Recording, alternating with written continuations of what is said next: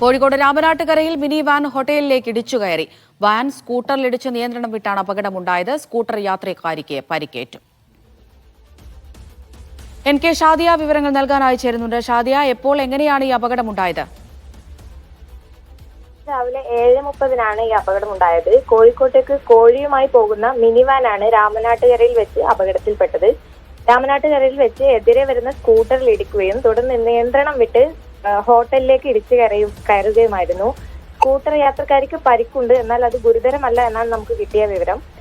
ഹോട്ടലിലേക്ക് ഇടിച്ചു കയറിയതിനെ തുടർന്ന് ഹോട്ടലിന്റെ മുൻഭാഗം, രാമനാട്ടുകരയിലെ M9 ഹോട്ടലിന്റെ മുൻഭാഗം പൂർണ്ണമായി തകർന്നിട്ടുണ്ട്. മിനി വാൻ അമിത വേഗതയിലായിരുന്നു എന്നാണ് ദൃക്സാക്ഷികൾ പറയുന്നത്. ഇതാണ് അപകടത്തിന് കാരണമെന്നാണ് ഇപ്പോൾ കിട്ടിയ വിവരം. അമൃത.